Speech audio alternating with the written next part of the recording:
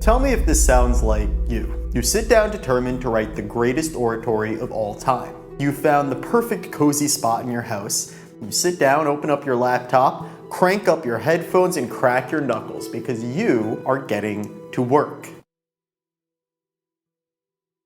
Then you stare at your blank screen for 20 minutes. Maybe you check TikTok, try to think back to what your coach told you about writing an oratory, and eventually give up. Now, if this sounds like you, I have good news and I have bad news. The bad news is this approach will never get you to your dream speech. The good news is there's an essential component to oratory that, once you understand it, will allow you to write great speeches with ease. I'm talking, of course, about structure. This is where I come in. After coaching oratory for over 8 years and winning an NSDA national final round in oratory myself, I have mastered the art of choosing the right structure for your oratory. Today, we're going to discuss what structure is and why you need to understand it before getting into the writing process. Then I'll go over 3 time-tested structures for you to use in your speech. And finally, I'll show you how to enhance your structure by unlocking the power of substructure. So, without any further ado, let's get into it. But first, what is structure in the context of oratory? Structure is simply the organization of ideas to advance an argument. These usually come in the form of points. In oratory, you have 5 main points, 3 of which never change.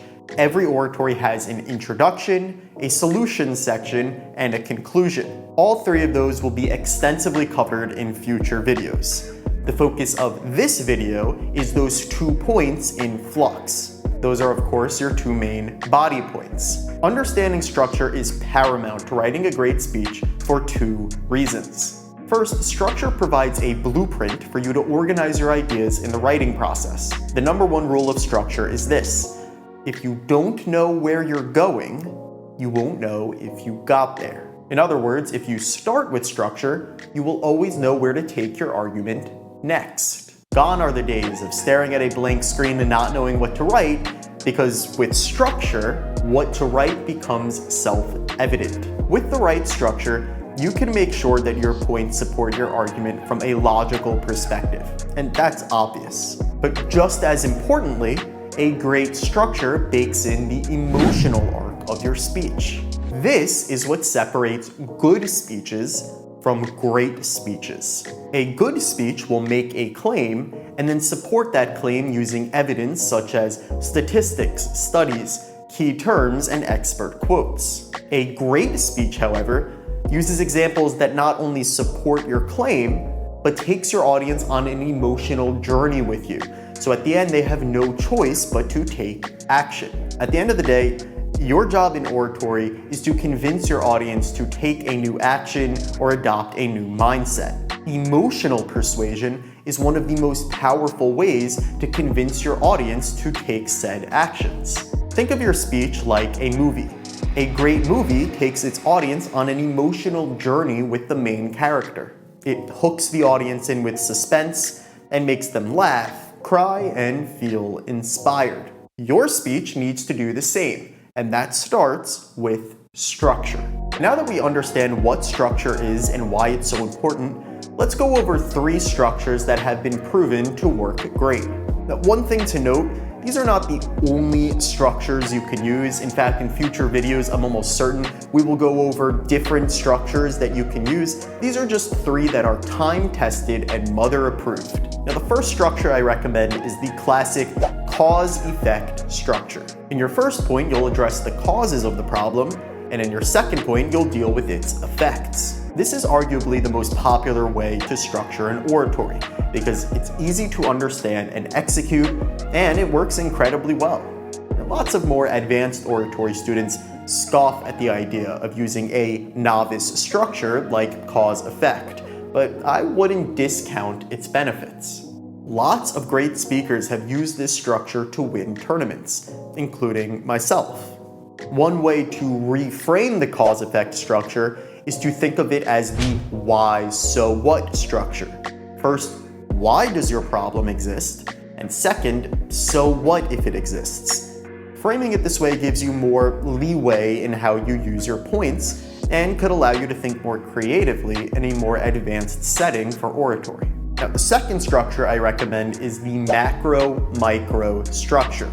In your first point, you'll address the large-scale societal implications of your topic, and in your second point, you'll deal with the more personal effects of the topic.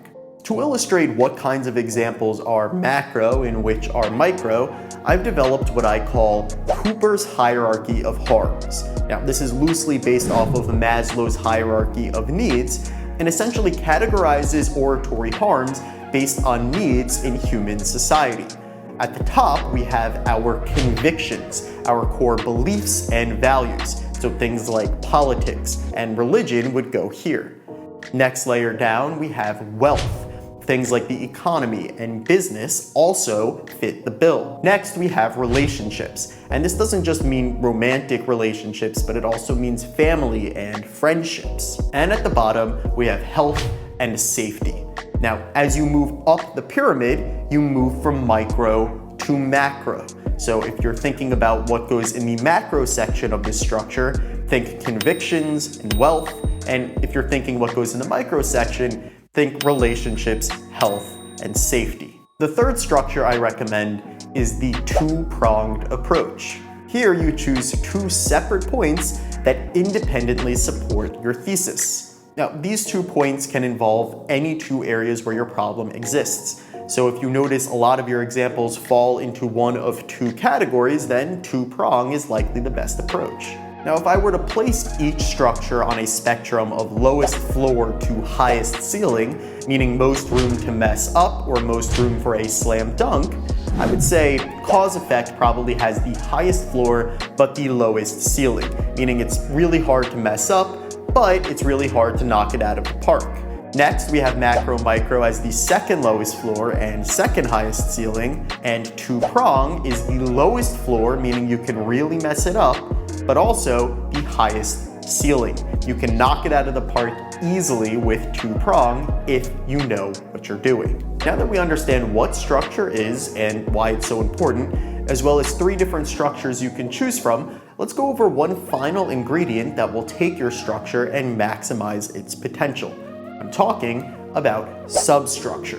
Substructure examines the ways we organize our examples within our points. Oftentimes in writing or English class, we learn the phrase show, not tell.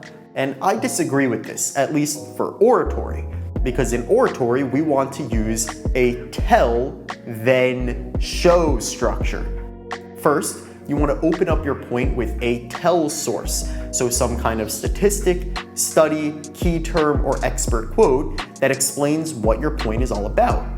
Then, you will introduce a show source, or a story that demonstrates the point. Use tell sources to drive the logical persuasion of your argument, and show sources to drive the emotional persuasion. Using this tell, then show structure allows you to maximize the benefits of the broader structures that we went over earlier. So there you have it, the complete guide to oratory structures. By now you should be able to identify what structure is and why it's so important, as well as choose one of 3 excellent structure options and incorporate substructure to enhance them to the max. If you'd like a way more in-depth guide on structure, I have an ebook on my website at justincooperspeech.com where you can download it and learn tons about structure. It's part of the Orator's Bible series. Additionally, if you'd like more one-on-one personalized attention to your speech, I do offer coaching and speech reviews at my website. The link is in the description. And last, as always, don't forget to speak up.